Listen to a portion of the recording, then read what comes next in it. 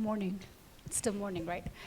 Morning, I'm Iram, Bahawal, Disability Inclusion, Inclusive Employment Officer with Light for the World.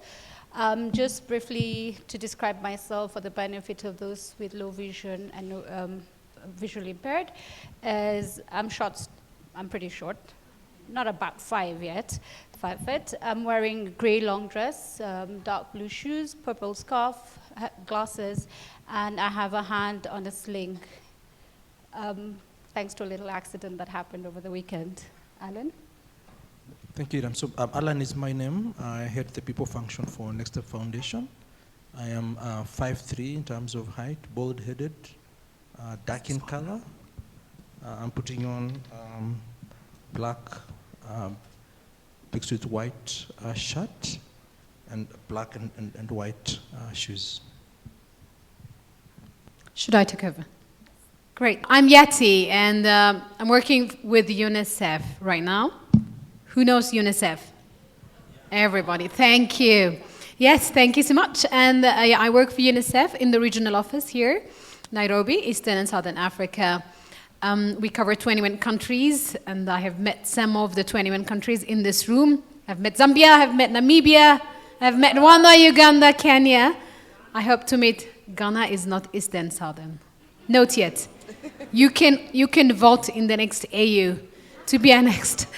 Okay, lovely. So I'm wearing an African outfit, mixed color, blue, yellow, quite mixed, I would say.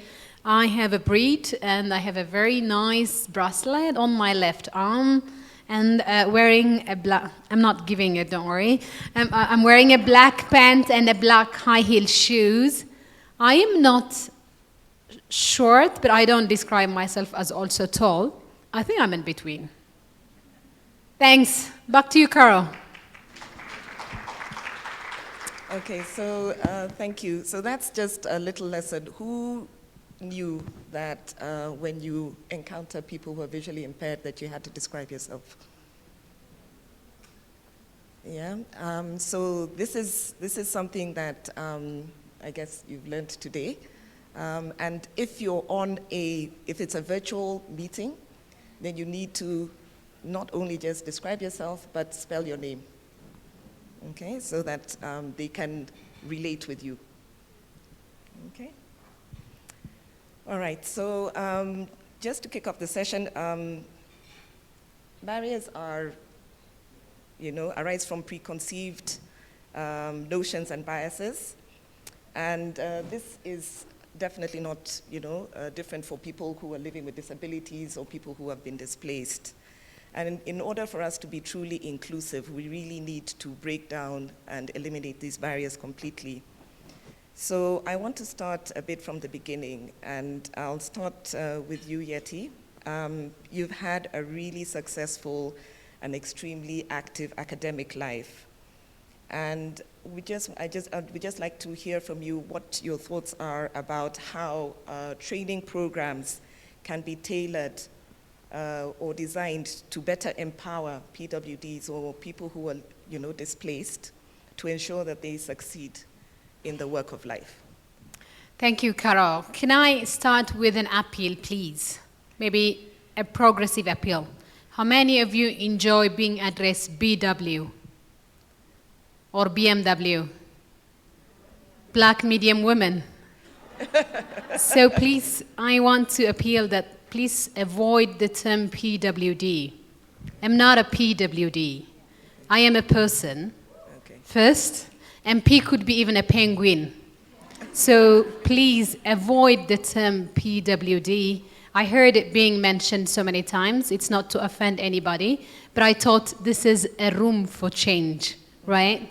So the term PWD does not describe me. I'm sorry, I am a rebel, so you can see my story on the Black Rebel Girls. And my children, I have 3 daughters, by the way, that I don't tell you. They're all terrible and noisy. So they say, Ma'am, we didn't know that you are a rebel. We thought that you're a peaceful person. And then I say, okay, let's go through the stories. But anyways, very, very important, valid question, Carol, that you have put. What do we really need to do in order to aspire a better employment life. So the first thing I would say is avoid minimum expectation. So when I was a child, when I grew up, and I had to look for my shoes, as every child should do, under the bed every morning. And my mom was telling me, stop, ask, we will give you. She would never say that to my siblings, because they were always believed to be able to do things. And I enjoyed finding my shoes under the bed, even after some scratch and bumps. So the first thing is, I think, avoiding minimum expectation. All of us should be expected to achieve to the highest. And especially children can achieve the highest. It depends on how we do it. Second thing is, I think the focus on skills is quite important. Nobody is keen on buying my disability. Nobody sells disability. So everybody is interested in skills, especially when you come to employment. People want to hire someone who can contribute to the difference. They need someone who can do an excellent accounting. I am the terrible one when it comes into Excel. That's why I have decided to study law. But I think the main thing is focusing on the skill. I think the employment challenge is a baby to the education challenge. Most of us that you see today are products of special schools. We were learned separately. We were trained separately. So the other fellows without disabilities were not given the chance to know us better. Today they are requested to employ us. How would they do that without knowing us? So I think all we are dealing with today is a consequence of segregated education system. All the children, all the colleagues I'm working with who have grown and learned with persons with disabilities have no doubt in understanding what we can and what we cannot do. We are not tablets, we're not computers, we may not do everything, but there is something that all of us can do.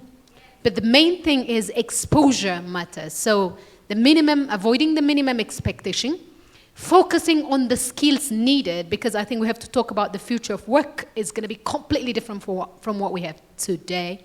Sorry, sign language interpreters. I understand your pain.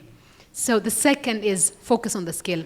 And the last one is breaking the silo from the early stage of education and educating us together so that we can work together. Back to you, Carol. I knew from the minute I met you that you were going to be a firebrand. Thank you so much for that profound insight. I'd like to come to you now, Iram, and just having worked with various organizations and trying to do disability mainstreaming with these organizations, how prepared are organizations generally to accommodate people who are able differently? Is that a technically correct way to put it? Persons with disabilities. Yeah, okay, yes. So persons with disabilities. How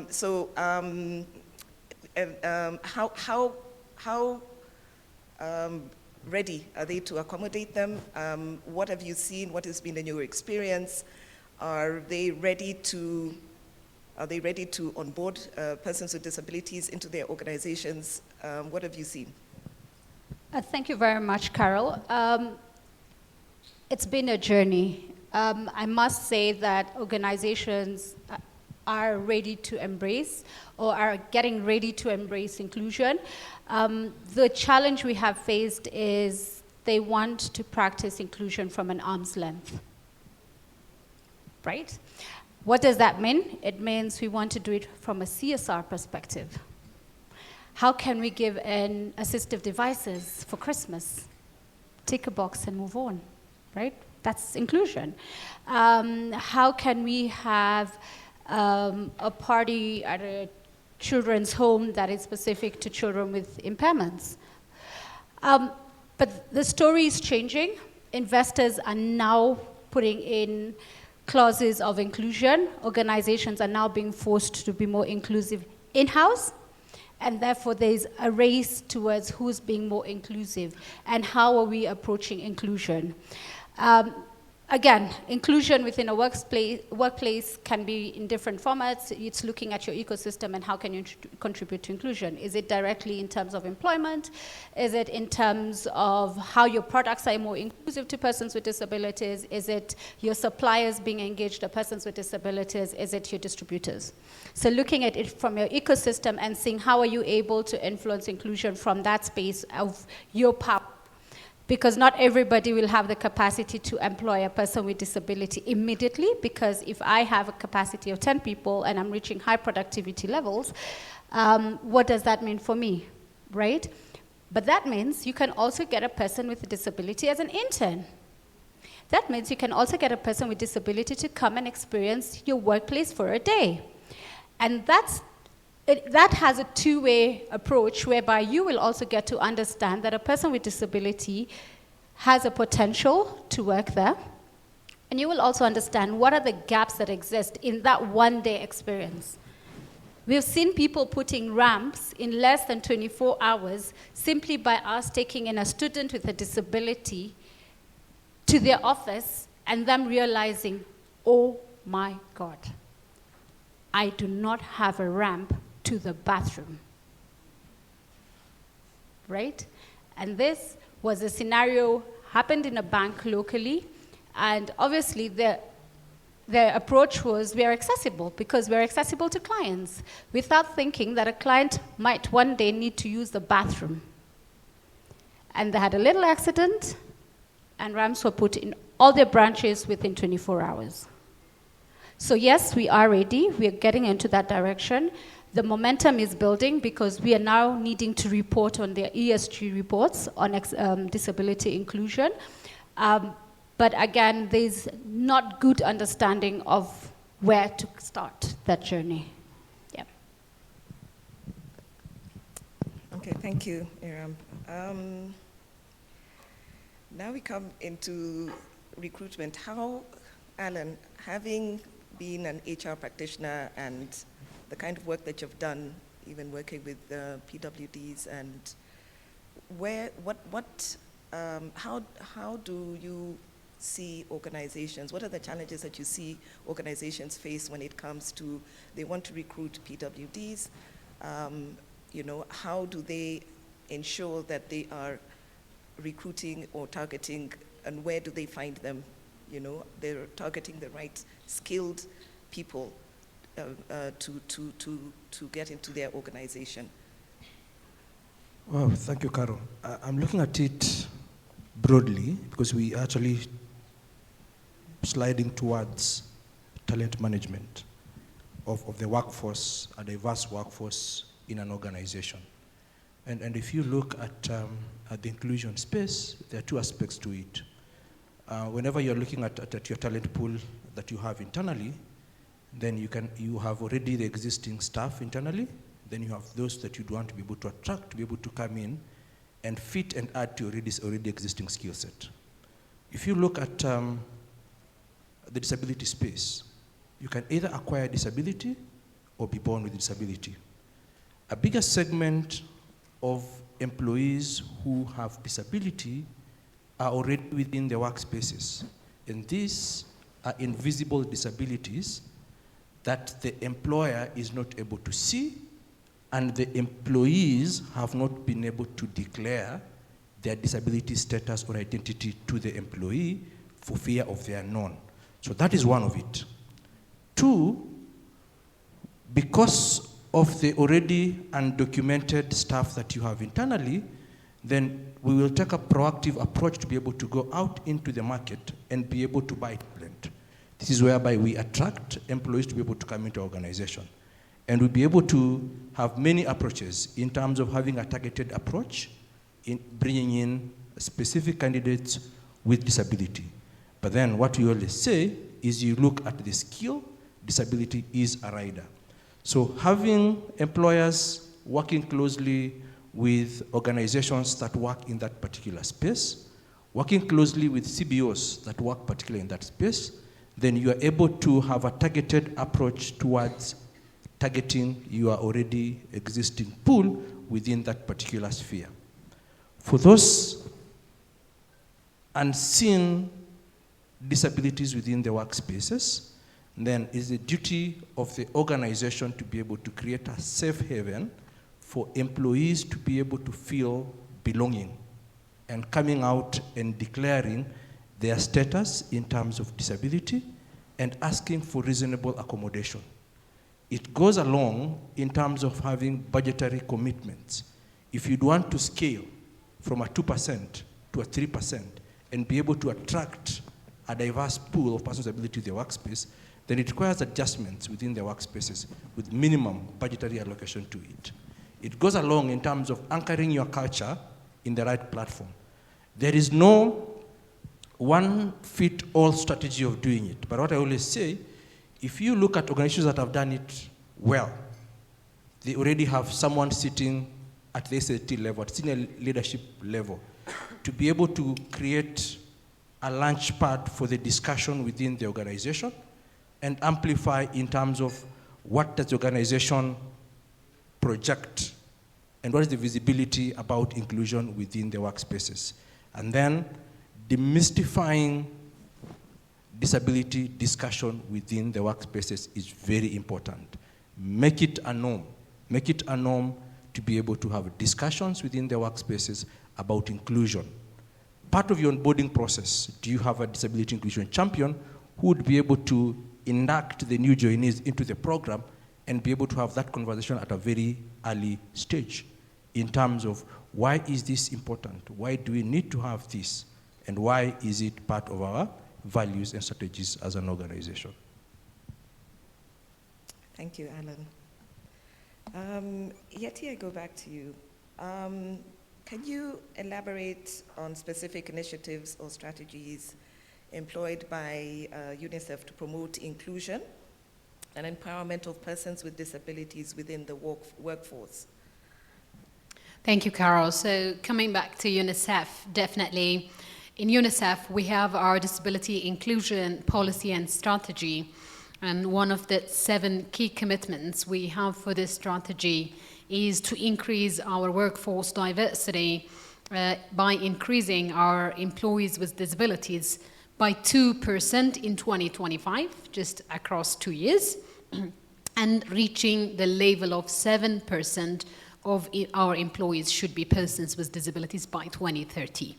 So this is a target that we have put in our policy and strategy, and this target cannot be met without specific measures. So, for example, we have entry-level professional positions like UNV and national officers, interns, and so on and so forth. So we are targeting the UNVs with disabilities. But part of the challenge we see is that they are hired for disability inclusion positions. Like women are hired for gender roles. That usual stigma. So we are now trying to break the cycle by ensuring that the UNVs and the interns with disabilities that we are having are coming with specific skills. We need more people on IT, so we need them.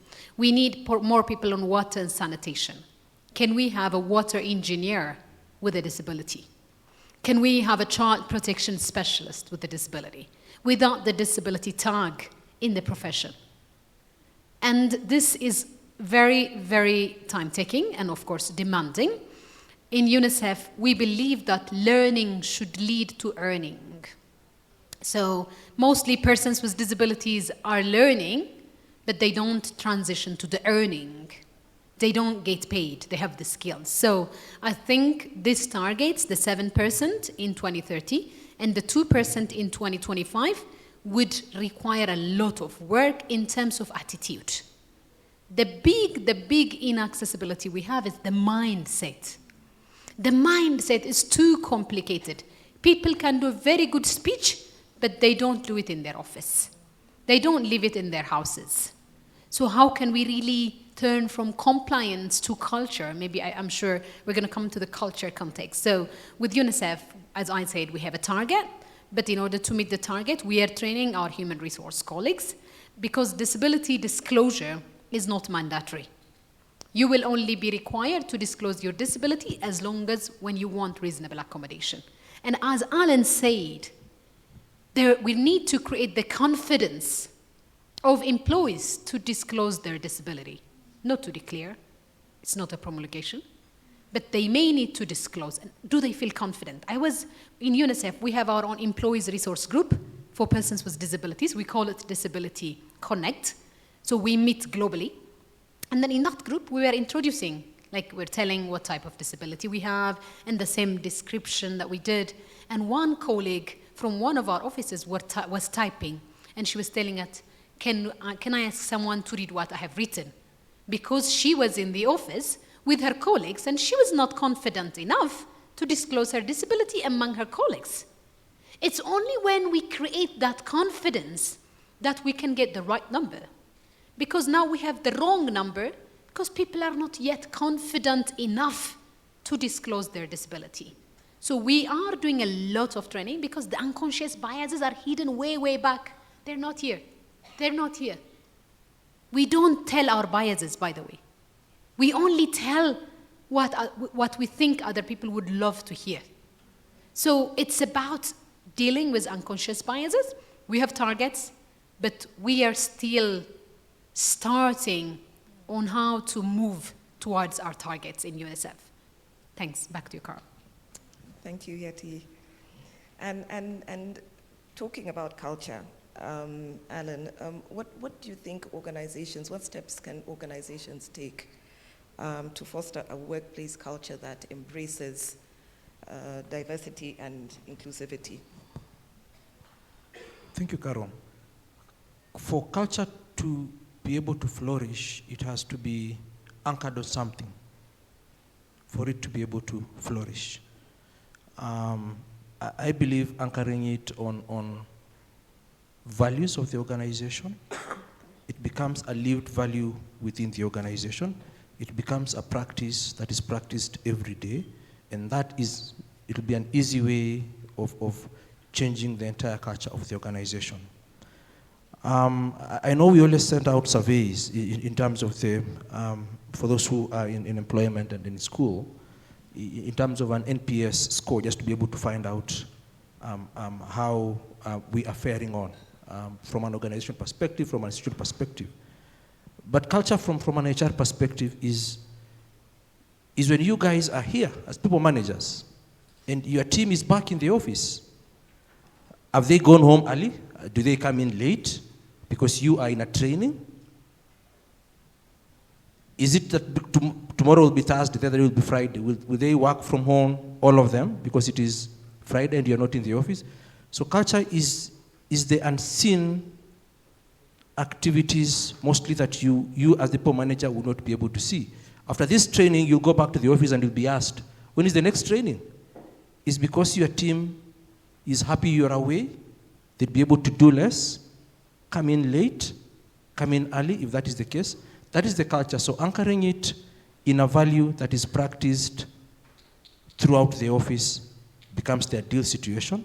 So demystifying inclusion in the workplace, having a conversation in the workplace, and making disability not to be an afterthought, but to be a lived experience in the workspaces.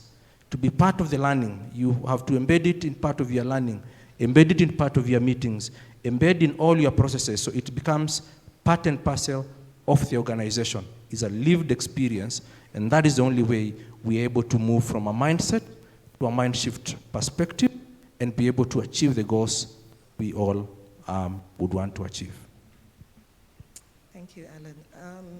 I'm sure I'm going to open up to the floor, but before that, I have two key areas which I would like each of you to just comment on, and one is on psychosocial support and how important you think this is for persons with disability. And also the second question is around mentorship. At what point are especially the persons with disability who have been able to be extremely successful, is there a way in which they can actually mentor the persons with disability who are coming up in their careers and or even within their jobs? So just, a comment from each of you around those two areas. Was that Yeti? Yeah? Sure. Okay. No, I was thinking Iram shouldn't speak. Two things. On the psychosocial support, I think it's critically important. Everybody needs support. Is there anybody in this room who doesn't need any support at all from anyone? All of you need support. All of us need support. But the level of support we need varies, right?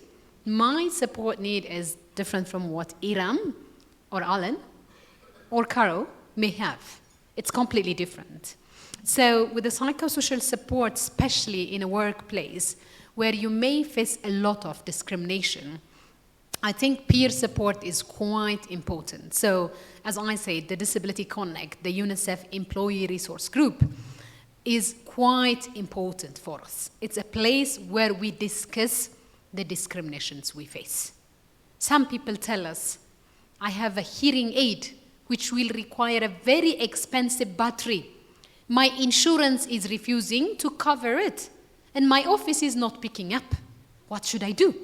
We say, go and apply for a reasonable accommodation funding, We have this and this and this and this.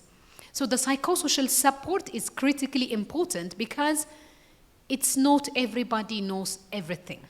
So we have a resource group for dependents with disabilities, and I really encourage employers in this room to initiate those groups because people may not be comfortable talking to others about their challenge, but they would feel more comfortable to talk about it with somebody whom they think associate. Like, for example, as a Kenyan, if you're living in the States, when you see another Kenyan, you would share things, right? That you wouldn't share for another citizen or another person from another background.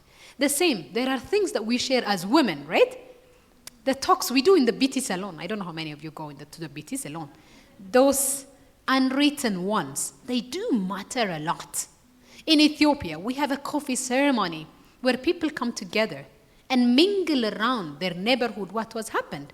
Those are the key and the very genuine ones. And look, the social media impacts, the Instagram groups, the change initiated.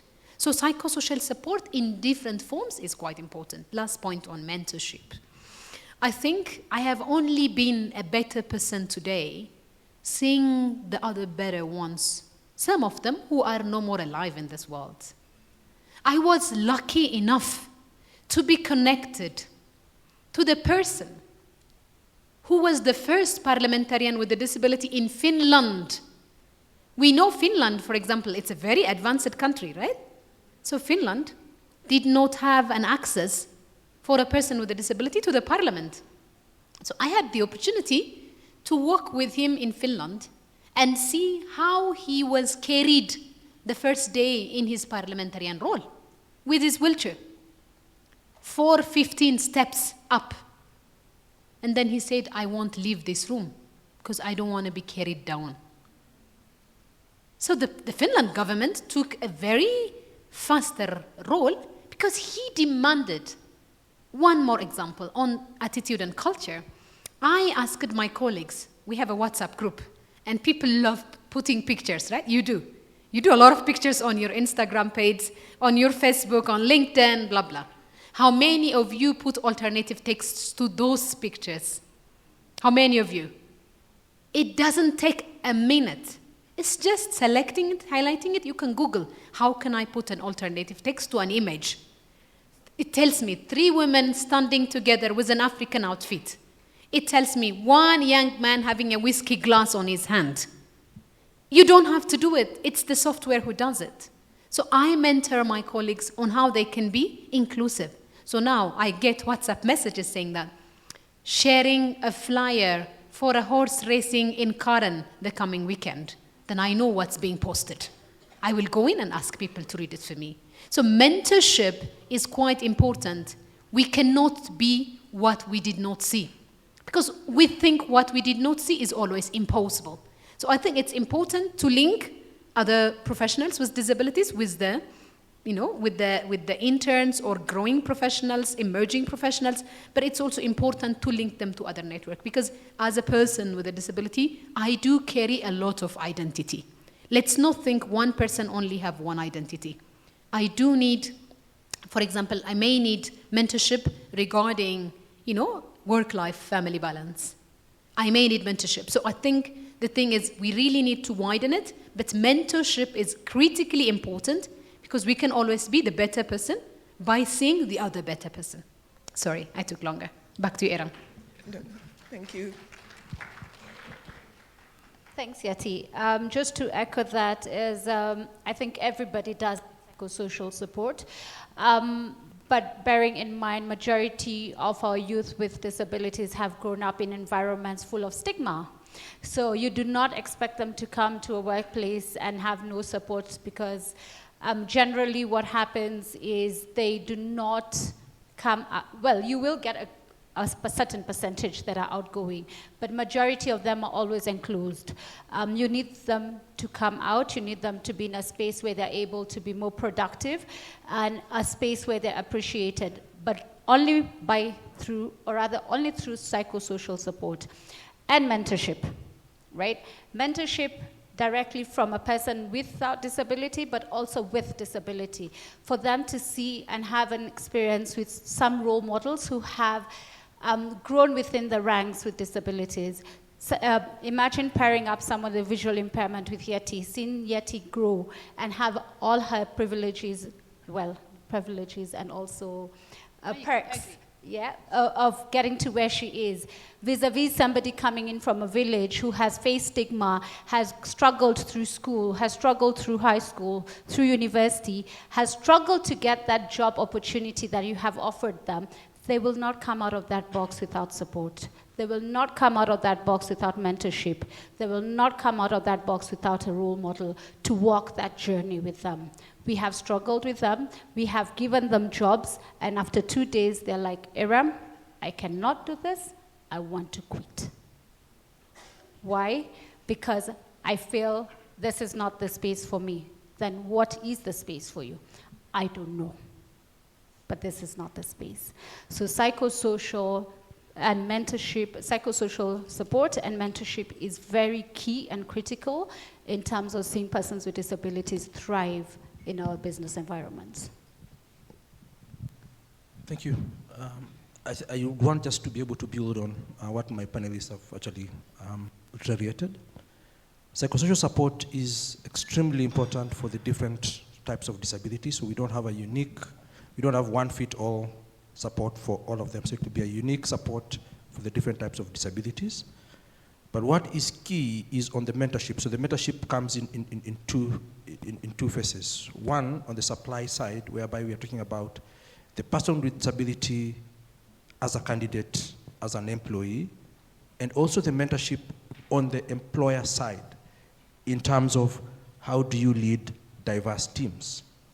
And for the supply side, where we have the students, then how do they self-advocate for yourself? So there are quite many things that we're able to do there in terms of a blended approach towards the mentorship side of it, to make sure that we are building more capacities to the supply side, in terms of having our participants who are persons with disability come into the workplace and be able to flourish.